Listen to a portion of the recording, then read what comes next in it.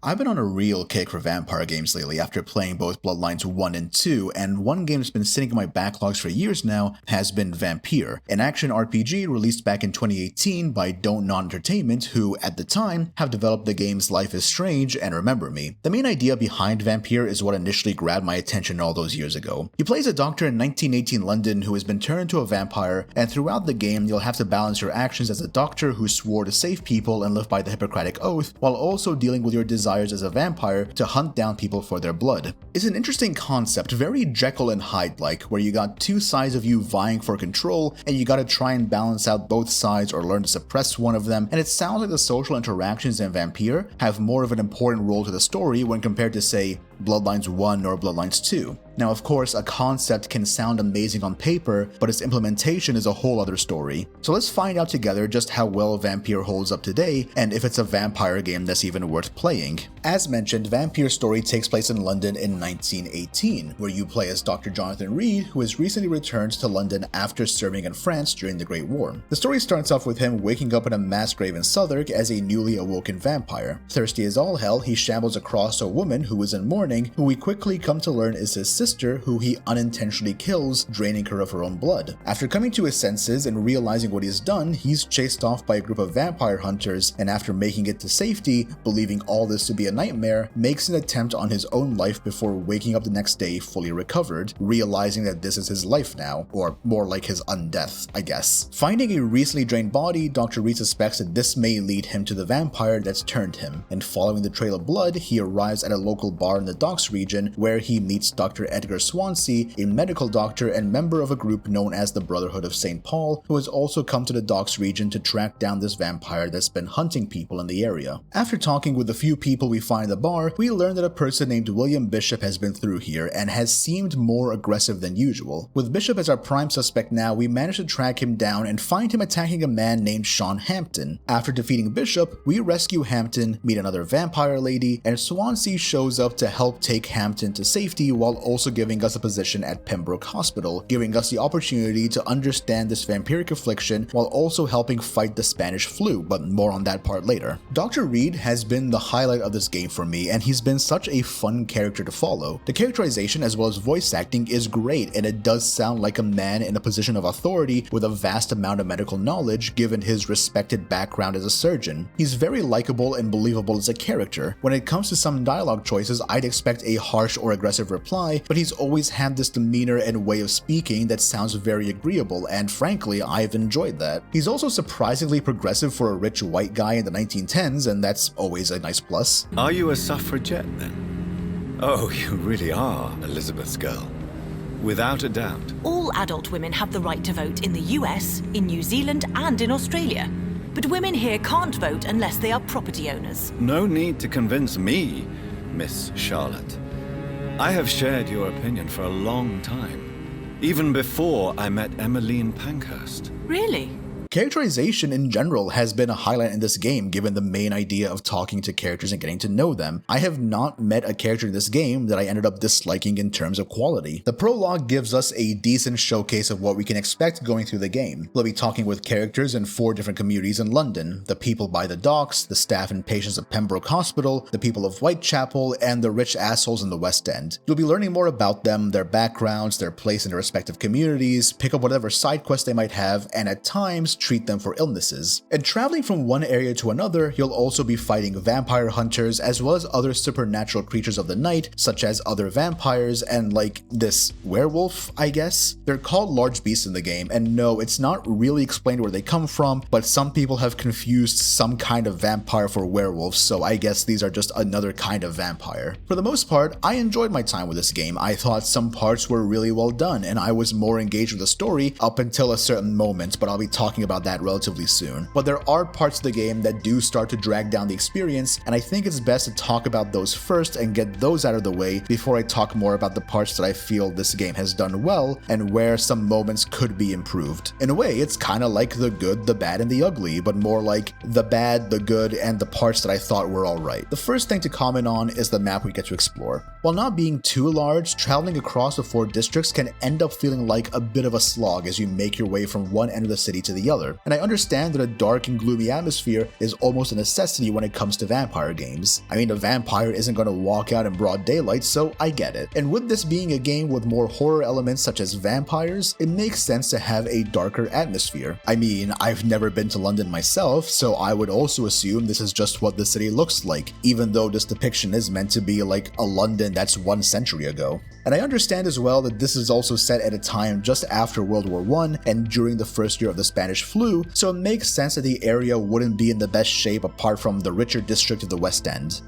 However, there are barely any recognizable landmarks dotting the place, so everything just begins to blend together. You have to keep referring to your map repeatedly just to make sure you're going in the right direction, otherwise you just might end up going around in circles in Whitechapel for like half an hour. The only places that have been easy to navigate are the hospital with its smaller indoor layout and the West End, given how that road just seems to be one big square. Meanwhile, Whitechapel has been somewhat of a small maze to navigate without the use of a map, only really finding where I need to go thanks to quest markers or waypoints, and the docks are divided into 3 sections that you need to teleport across, and it just becomes confusing to navigate at first glance. The people you'll meet, however, do stay in set locations, never walking too far away from where you'll first find them, and they tend to stay close to their own social circle if they're in one. Dr. Reed also has a vampiric vision ability that makes it easier to see people from a distance, giving you a small blurb of their name, if they're sick, and what their blood quality is at. So you are able to use people as a kind of landmark to make it clear where you are and what is close to you. There are also hideouts scattered around the city for Dr. Reed to enter, and you'll find them marked with a red door that reads "Keep Out," and above them is a flashing lamp.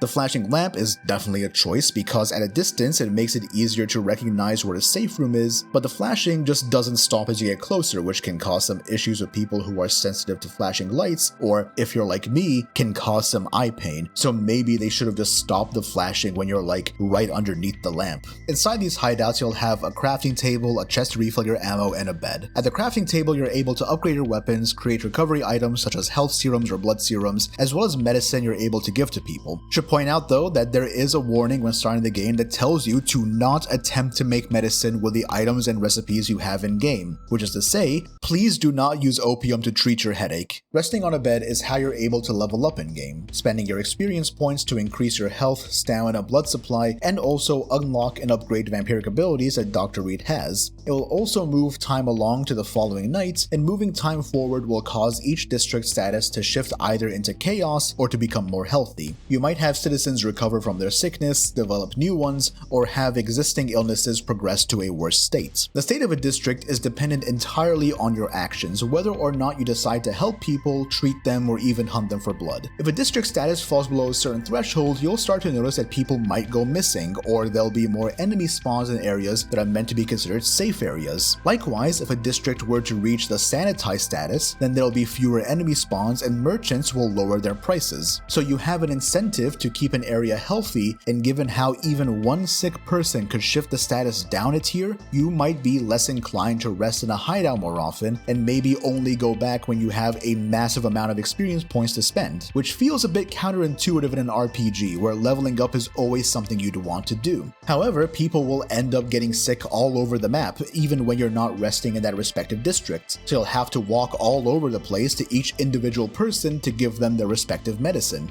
This issue, and my problem with navigating the map, could be avoided if there was some fast travel system in the game. If you were able to fast travel to already discovered hideouts, it would have made the experience a bit smoother, but you could argue that the world map isn't actually that big compared to some other RPGs, and you're able to unlock shortcuts to connect each region as time goes on for easier navigation. Besides, if you were to fast travel everywhere, then you'd be missing out on experience points from fighting enemies, and I get that argument. It's not that big of an issue to go from place to place after a while, and you could fight enemies along the way to get more experience points. The problem though is that combat in this game fucking sucks. Where do I start with this?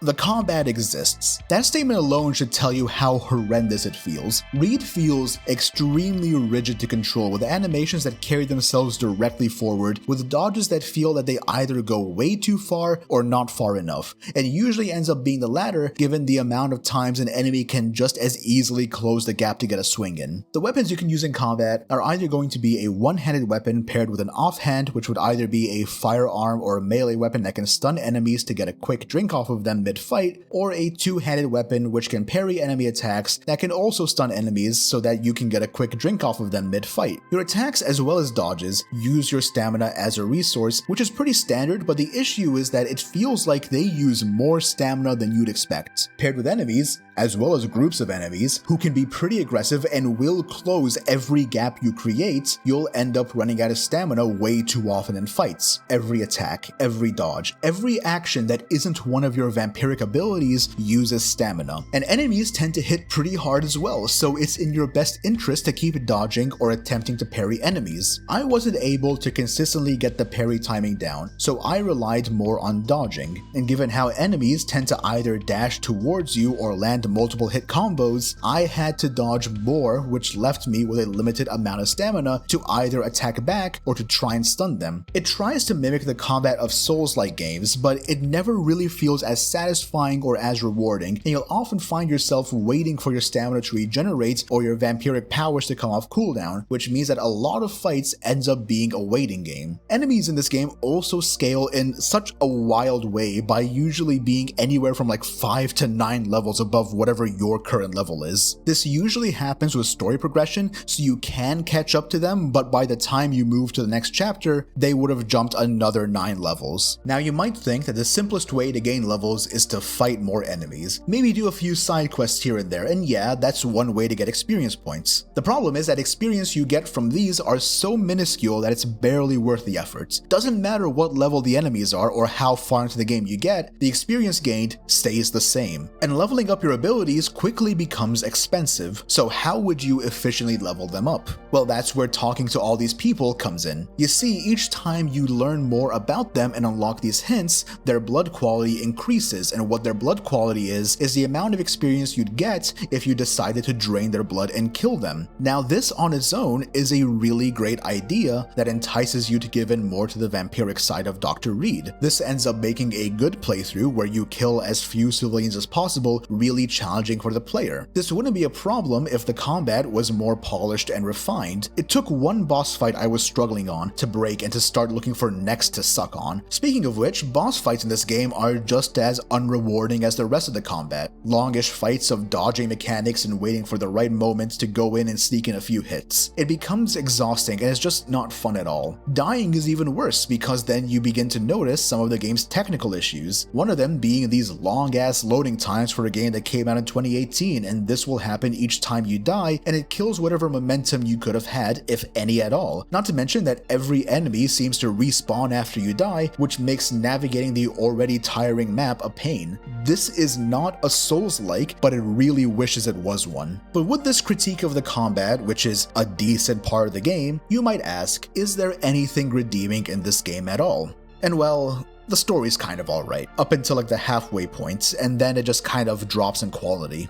Okay, not kind of drops in quality, it does drop in quality. Now, it's not to say that the story has been all bad though. The start of the game has actually been really strong. Despite what I think of the level design, I actually really enjoyed the setting, as well as the concept of being a doctor during the Spanish flu. I think is a perfect fit, and everything leading up to the ending of Chapter 3 has been very engaging and utilized the mechanic of talking with civilians and learning more about them effectively. After reaching the hospital, you'll run a few errands for Nurse Dorothy Crane, getting ingredients for antiseptics from the old morgue, and you're also able to talk with the staff and patients at the hospital. Soon enough, you're introduced to Lady Elizabeth Ashbury, who is the main benefactor for the hospital, a friend to Dr. Edgar Swansea, as well as a lady we meet at the start of the game. Lady Ashbury is also a vampire, similar to Dr. Reed, and she tells him that she is being blackmailed and you're sent to investigate this, which eventually leads you over to Whitechapel. Over there, you'll learn that Nurse Crane is the one blackmailing Lady Ashbury and that she is running her own clinic there. You're unable to speak with her, however, since there will be a man blocking the entrance and will refuse to let you in, and this is where talking with other civilians progresses the game. You'll learn that the man blocking the way is Darius Petrescu, and in order to get past him, you need to learn everything you can about him, and you can only do that by talking with the people around Whitechapel. The game also rewards players who do get to talk with civilians more and find out all they can, as that will unlock other options in the story. When it came time for me to confront Nurse Crane, I had a choice between two options on how to to deal with her. There would have been 3 options, but one was locked as I didn't get to find out all the other hints about her prior to meeting her. But this starts to fall off slightly as we go into Chapter 3. Chapter 3 starts off with you attending the funeral of your sister, but from a distance because, you're meant to be dead. We get to see Dr. Reed stricken with grief because he's the one who killed his sister, and it becomes a moment that starts to show the conflict between his vampiric nature and whatever humanity he might have left in him. Soon after, he's told by Lady Ashbury that he could go and have a confessional at a church, which he does. Upon returning to the hospital, we learn that there's been an attack on the hospital where a patient has been murdered, and Sean Hampton, the man we rescued in the prologue, has fled the scene, and now we have to go and find him.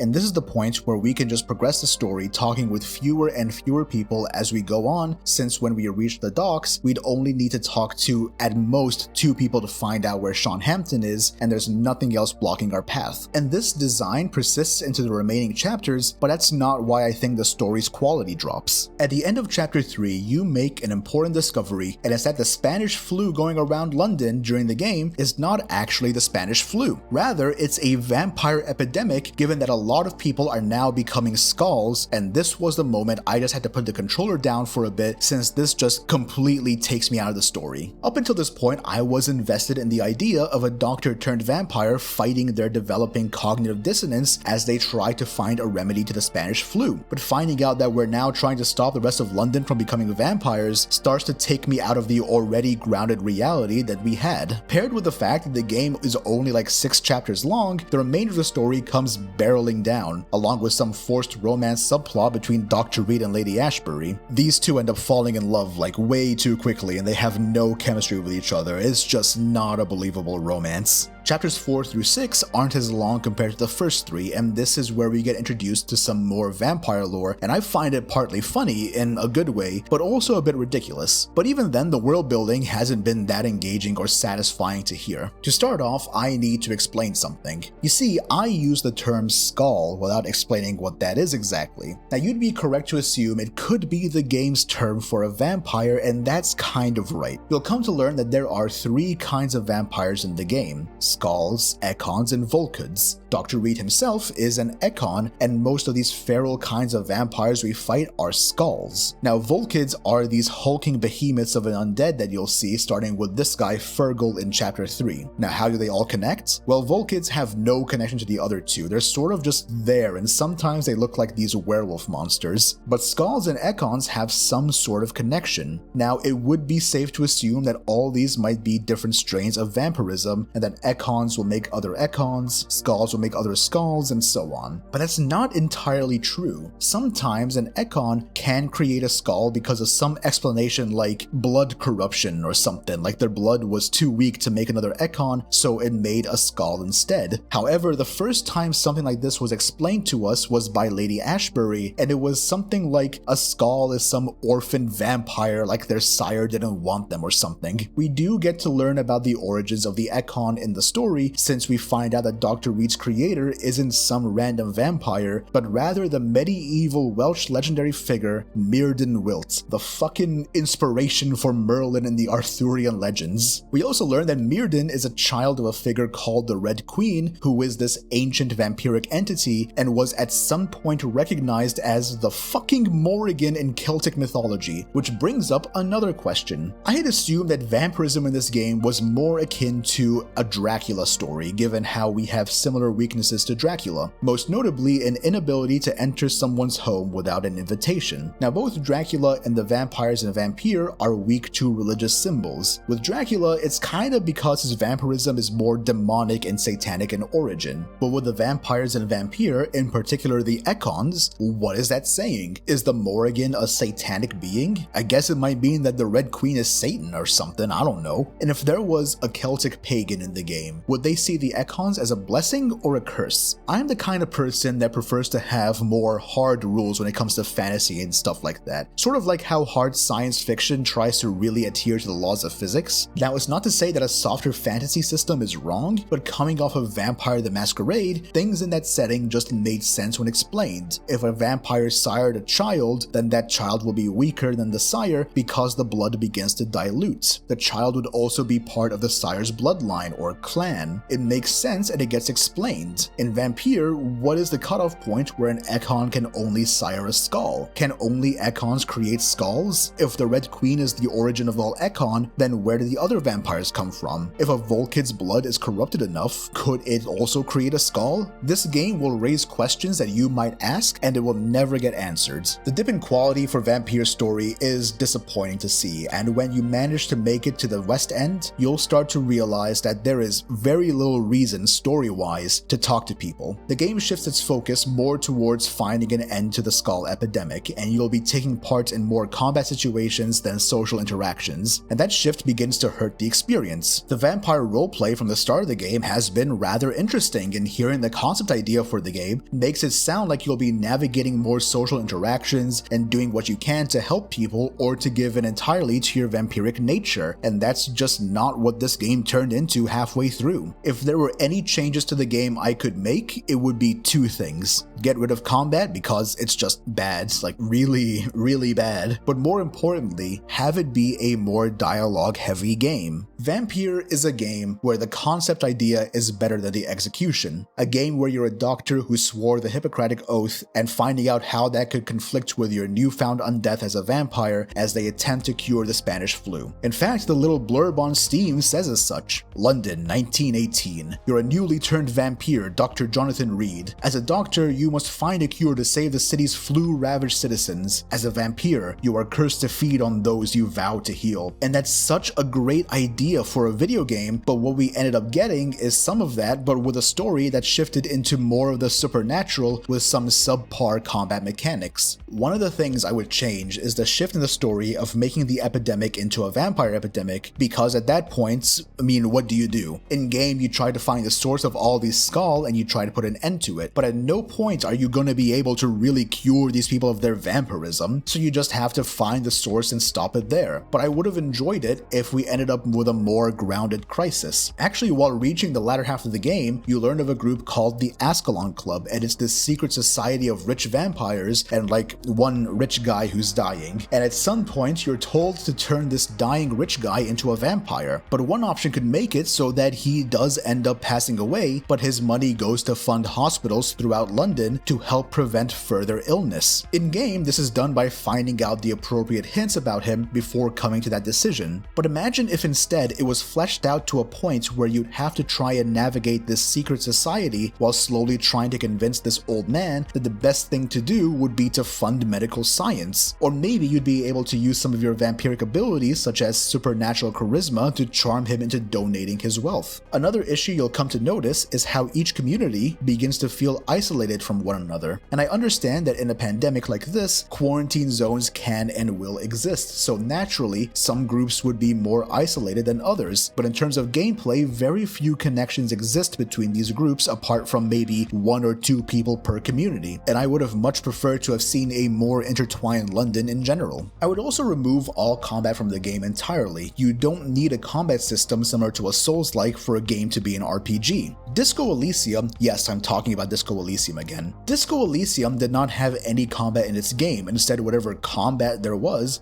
tied to your skills and the dice rolls you had in conversations with others. Granted, Disco Elysium came out in 2019, but that's just 1 year after Vampyr, and I know Disco Elysium has been an inspiration for other CRPGs that came after. So imagine what Vampyr would have been like if the combat was instead these conversations and social interactions you had with people in London. That being said, the already existing roleplay in the game has been interesting to look at and fun to interpret. In my playthrough, I tried to stick as close to the roleplay of being a doctor while fighting off these urges. I gave people medicine when they needed it, and I slowly got to learn more about the community and each person within it. But at some point, I got tempted. While fighting the end chapter boss during chapter 3, I found myself struggling constantly. You see, on my first playthrough, I made a few mistakes while leveling up and picked some abilities that didn't help me as much, and I figured that maybe I should level up to get some better skills to use. The problem was the lack of experience you get trying to stay as the good doctor, and that's when I started scouring communities that I've already been to for someone to drink from. At this point, these people weren't just people to me. They were walking bags of experience points, and I needed to find the ones I could drink from. But the dilemma here was that I didn't want to make things worse for their respective communities, so finding out who to drink from was the main struggle. The first person I embraced in the game was during the tutorial, a man named Clay Cox. I felt bad about it because I didn't read that I could have just released him and worried if I did do that then he would just bleed out and die anyway. I also thought embrace meant to turn someone into a vampire because, again, came from Vampire the Masquerade, so with my pacifist playthrough out of the way, I figured it's time to embrace some people. And I specifically tried to find people who would be a detriment to the community. So I first targeted this failed poet because he was creeping on this mute woman, and I just did not like that. That just left me uncomfortable. So I embraced him and used the experience to level up, and surprise, the fight was made easier. The next person I embraced came after completing their respective side quests. Meet Seymour Fishburne, an unpleasant man to talk to who terrifies this orphan teenager and causes a massive amount of stress for his mother. You see, Seymour has a little secret he's hiding, and while completing his side quest, you get to learn that Seymour is actually a serial killer. So it became really easy for me to justify embracing this man and removing a major threat from the doc community. But I would feel that as a doctor, your main goal is to cure the sick and not go around being some sort of vigilante, and this is where the district status comes into play. I already mentioned before how embracing more people and getting stronger will plunge the districts into chaos, and keeping people alive and healthy while making you weaker ends up being better overall as it has less enemy spawns and items can become cheaper. This right here has been a neat twist to when it comes to the idea of a good playthrough and an evil playthrough, since a good playthrough of Vampyr makes the game more difficult by denying you the stronger abilities, while an evil playthrough adds more to do in the game. You can't just go around and embrace who you want, you need to go and maximize those experience gains by getting to know people and helping them out. Something antithetical to an evil playthrough where you might just consider axing someone just to get by quicker or to get more powerful items earlier. Meanwhile, if you're trying to embrace as few people as possible, you might just want to try and get through the game. Fighting enemies gives you so little experience for such a tedious fight that it's almost not worth it to grind against enemies, and while completing side quests could net you some nice rewards such as money to spend, the experience gained from them is only slightly higher than what you'd get from fights. Finishing story objectives in a good playthrough gives you more experience points, so you might as well struggle against that, and it's a pretty cool way to take this concept and flip it around to make it different. When it comes to RPGs in general, a good playthrough could net you better rewards, add more content, and from a roleplay point of view, feels good to be the hero. On the other hand, an evil playthrough could net you different rewards, but they also usually cut out content, and this is mostly for me, I just feel bad being the villain. Whether it's my first time playing Dragon Age, Baldur's Gate 3, or even Infamous, my first playthrough is always a good one. But let's quickly look at Baldur's Gate 3 just as an example. In Act 1, you have the option to help the Druid Grove against the Goblin Camp, or you can choose to side against them. Helping the Druids is most likely the option that people would gravitate towards and becomes more of a standard playthrough rather than siding with the Goblins and the Cult of the Absolutes. But what happens if you do side with the Goblins? You lock yourself out of 3 party members for the rest of the game. Will and Karlak will leave the party, and Halsin will be impossible to recruit in Act 3. On top of that, all those tieflings killed in the Grove will cut out a number of quests you'd have in Act 1 or Act 2, essentially cutting down the story by a significant margin. And statistically, people would choose a good playthrough over an evil one as their first playthrough. Larian has showed that in the opening weekend stats that 65.1% of players chose to save the Grove over raiding it. Infamous also had an interesting thing happen to it when it came time to develop Infamous Second Son. Infamous 2 had 2 different endings depending on whether you chose the good or evil option, and these conflict with each other. Which one of these would be considered canon for a third game? When it came time to develop Infamous Second Son, Sucker Punch noticed that more players got the good ending achievements than the evil one, and therefore decided that the canon ending to Infamous 2 would be the good ending. Also, I want to recommend a video about this by a user named Strictly Mediocre titled "Why is it hard to be evil in video games?" I'll leave a link below. They made some good points going into a discussion on good playthroughs and evil playthroughs, and they go much more in depth than I am now, so go check that video out. Can I recommend Vampyr? With many caveats, I could. There have been parts of the game where I was just losing interest and thought of giving up, but I pushed through towards the end. It's not the game I expected it to be, but overall I did enjoy it, despite all the issues I had. There is something to be found here that is enjoyable, and it comes down to what it is you're hoping to find and what you're hoping to get out of it. Maybe it's not the game for you, maybe the combat is just too bad to carry on. If you're like me and had this game sitting in your library for years now, maybe it's worth dusting off and giving it a go. You you might find something you'd like and can appreciate from this game. But if I can say anything final about this game, it would be, it sure is a Vampyr game of all time. Alright, I want to show you this. So in the docs you get to meet this guy who says he's a vampire hunter and his name is Ichabod Throgmorton, and like, Jesus Christ, what a name.